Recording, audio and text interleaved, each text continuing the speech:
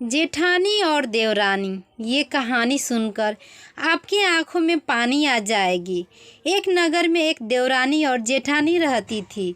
जेठानी पैसे वाली थी और देवरानी गरीब थी। देवरानी का पति जंगल से लकड़ियाँ काट कर बाजार में बेचता करता था।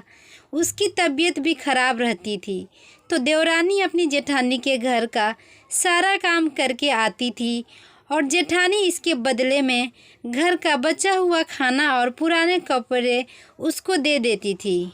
इससे ही देवरानी का घर चल रहा था। एक दिन सकट चौथ आई तो देवरानी ने व्रत रखा और 5 रुपये तिल और गुड़ लाकर तिलकुटा बनाया और छीपे में रख दिया। फिर वो जेठानी के यहाँ काम करने चली गई। उसने घर का सारा काम किया और खाना बनाकर जेठानी के बच्चों से बोली कि खाना खा लो, पर बच्चे बोले अभी माँ ने नहीं खाया है तो हम भी अभी नहीं खाएंगे। फिर वो अपने जेठ के पास जाकर बोली आप खाना खा लो, तो वह बोले अभी घर में किसी ने नहीं खाया है तो मैं भी बाद में खाऊंगा। फिर उसकी जेठानी बोली कि आज तो किसी ने अभी तक खाना नहीं खाया है तो तू कल सुबह आकर खाना ले जाना। वहाँ देवरानी के बच्चे भूखे थे। वह सोच रहे थे आज तो त्योहार है, अच्छा खाना मिलेगा। पर जब उन्हें पता चला कि आज तो खाना ही नहीं मिला तो वो रोने लगे।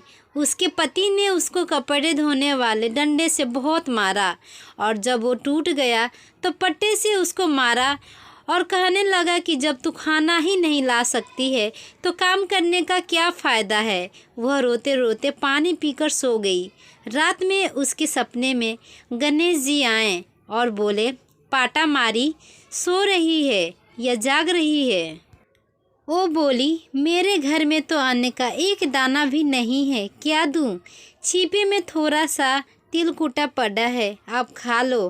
खाने के बाद गणेश जी बोले पाटा मारी निपटाई लगी है, कहाँ निपटूँ? वह बोली इतना बड़ा घर कहीं भी निपट लो। फिर गणेश जी बोले अब कहाँ पहुँचूँ? वह बोली क्यों बार बार तंग कर रहे हो, मेरे सिर में पोछो और कहाँ पोछोगे? सुबह जब उसकी आँख खुली वह हैरान रह गई। उसका पूरा घर हीरे मोतियों से जगमगा रहा था।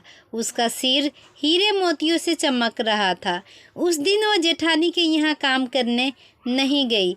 बहुत देर रहा देखने के बाद उसने अपने बच्चों को चाची को बुलाने को भेजा।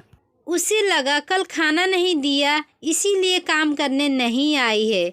बच्चे जब देवरानी के घर उसको लेने गए तो उसने कहा अब मैं काम करने नहीं आऊँगी, बल्कि तुम्हारी माँ मेरे यहाँ काम करने आएगी। बच्चों ने जो भी चाची के यहाँ देखा वो आकर माँ को बता दिया। जेठानी दौड़ती हुई देवरानी के घर गई और उससे पूछा यह सब कैसे हुआ। देवरानी ने गणेश जी की पूरी कहानी उसे बता दी। जेठानी घर लौटकर अपने पति से बोली कि तुम मुझे पाटे से मारो। उसका पति बोला कि मैंने तुझको कभी नहीं मारा है, यह क्या करने को कह रही है? पर वह नहीं मानी। मजबूरन उसके पति को उसको मारना पड़ा। उसने खूब घी डालकर चूरमा बनाया और छीपे में रख दिया। फिर वह सो गई। रात में सपने में गणेश जी आए और बोले भूख लगी है, क्या खाऊं? वह बोली गणपति महाराज, देवरानी के यहाँ तो सूखा तिल कुट्टा खाया था, पर मैंने तो छीपे में खूब सारा घी और मेवे डालकर चूरमा बनाकर रखा है, खा लो। फिर गणेश जी बोले कहाँ निपटूँ? तो वह बोली उसके यहाँ तो टूटी फूटी झोपड़ी थी, पर मेरा तो महल है, जहाँ मन करे वहाँ निपट लीजिए। अब गणेश जी बोले कहाँ पहुँचूँ? तो वो बोली उसका तो गंदा सा माथा था, पर मैंने तो चमेली का तेल लगाया है, मेरे सर पर पोछिए। धन की लोभी जेठानी सुबह यह सोचकर जागी कि उसका घर हीरे मोतियों से भरा होगा, पर यह क्या, पूरे घर में गंदगी फैली हुई थी। उसके सिर पर भी गंदगी लगी हुई थी और बहुत बदबू आ रही थी। वह गणेश जी से बोली यह आपने क्या किया? मुझसे रूठे और जेठानी पर टूटे। जेठानी ने सफाई करने की कोशिश करी पर गंदगी बढ़ती गई।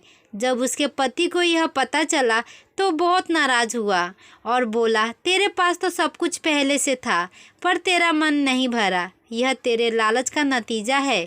वो परेशान होकर गणेश जी के पास गई और उनसे विनती करने लगी, माफ़ी मांगने लगी।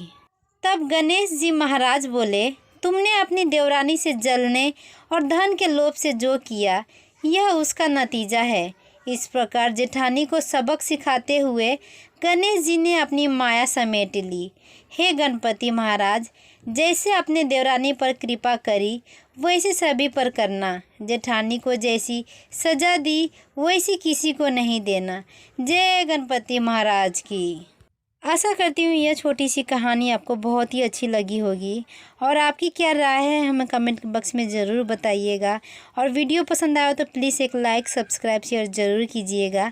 आपकी एक लाइक ही हमें मोटिवेट करती है अगली वीडियो अपलोड करने की। अच्छे रहिए, स्वस्थ रहिए। जय हिंद, जय भारत।